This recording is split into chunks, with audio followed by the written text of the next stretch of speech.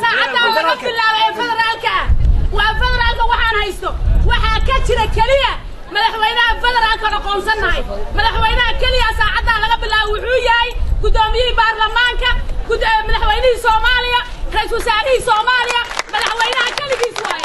kaligiis ana qoonsanay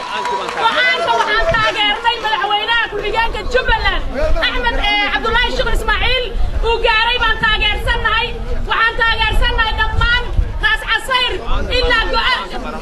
ilaa bu'aankii baarlamaanka Jubbaland baan taageersanahay waxaan leenahay caasimada